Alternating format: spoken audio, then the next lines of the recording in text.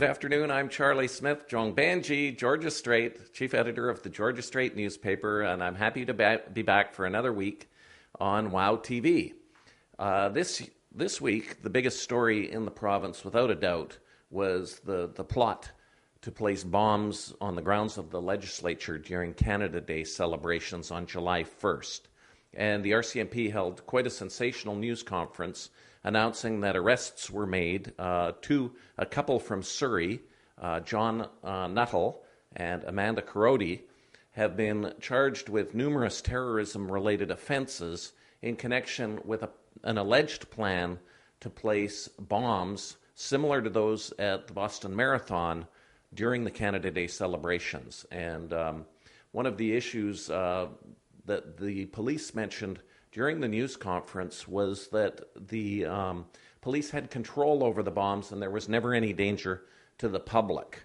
And this has raised questions, and one of our reporters, Travis Lupick, took a look at this, and he was speaking with Scott Watson at University of Victoria, who was questioning whether the police actually supplied any of the weaponry to these alleged terrorists. And then another expert, Travis interviewed Stuart Farson from Simon Fraser University. He was saying some of the same things, that sometimes there are issues of entrapment when there are investigations of this nature.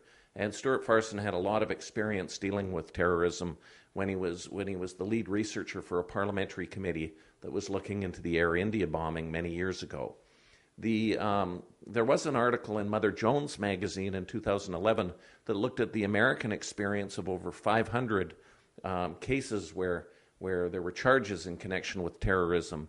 And in 49 of those cases, there was the involvement of what's known as agent provocateur, so that the police actually had agents who were part of the plot.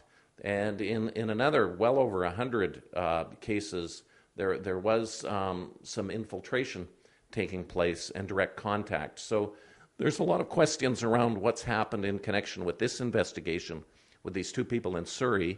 One of them, Nuttall, has a long criminal record and has been associated with robberies and crimes of that nature. But he has reportedly became a Muslim in the recent past, and this is perhaps what may have motivated him, depending on the outcome of the case, to get involved in this situation.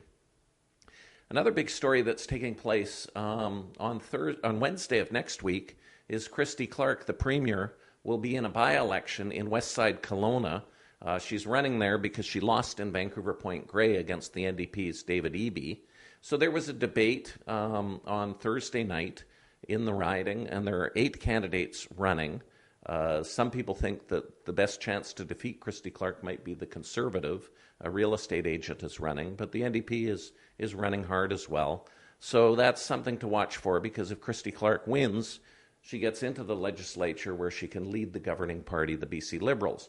If she loses, this is going to create a little bit of uncertainty, because another person in her party may have to resign.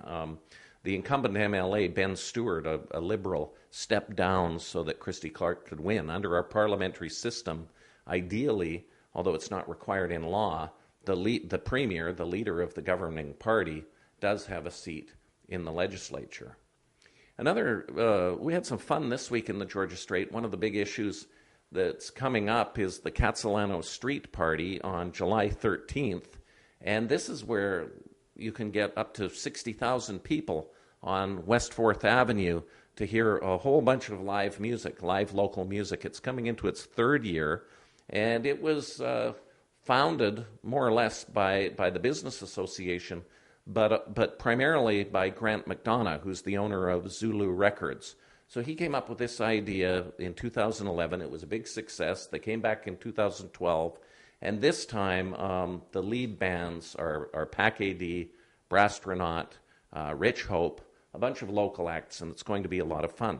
So what we did in the Georgia Straight this week was we actually had a focus on Kitsilano, and in a few minutes you'll hear from Michelle De Silva, who will talk about the restaurant aspect of it, because West 4th has really become a haven for restaurants in recent years, with numerous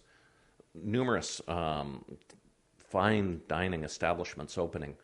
But one of the things I did was I focused on one of the kind of older things on the street that people are aware of, and it's called the Pine Free Clinic, and it's a medical clinic. And it has a fascinating history in Vancouver. It was created in January 1972 at the instigation of a medical student at the time named Dr. John Blatherwick. And Dr. Blatherwick went on to great fame as the Chief Medical Health Officer for the City of Vancouver and also for the Vancouver Coastal Health Authority. So Dr. Blatherwick, he was an internist. He noticed that a lot of young people were showing up at Vancouver General Hospital in the early 70s, and they didn't have medical insurance. So he approached the Chief Medical Health Officer for the city and said, something should be done about that. And then he said, well, I've applied for a federal grant. I'm opening a clinic, and you're hired. And Dr. Blatherwick said, well, I'm not so sure that I'm the right person for the job. I'm a resident at VGH. And then the medical health officer told him, well, you've got passion. And this is what started his public health career. So he opened it was called the Pine Street Clinic in a trailer, and it was at West 7th and Pine Street in Vancouver. And it operated for 3 years. A second trailer was added. He hired a well-known Vancouver doctor named Art Hister, who went on to fame as a broadcaster. And they would treat young people. And they'd treat them for sexually transmitted diseases. They would give them birth control. And some of the doctors at the time said, well, you should be telling their parents. And Dr. Blatherwick disagreed with that approach because he felt that the young people wouldn't come for medical treatment if the doctor was going to just tell their parents. So he practiced medicine his way. He dealt with lots of drug addicts and learned a great deal about addiction. And one of the things he learned was drug addicts actually care about their health. And he said that was one of the primary lessons he learned. Well, that actually came to the forefront later in his career when he spearheaded the creation of the first government-funded needle exchange in North America. And this was run in the Downtown East Side by the Downtown East Side Youth Activity Society. Later, as Chief Medical Health Officer with Vancouver Coastal Health, Dr. Blatherwick played a key role in the creation of the first supervised injection site in North America, which is on East Hastings Street. So the Pine Street Clinic, now known as the Pine Free Clinic, actually laid an important foundation for Vancouver blazing an original trail in public health. And the clinic it's on West 4th Avenue, just near Arbutus, and it's still there, still serving young people, and still treating people who don't have medical insurance.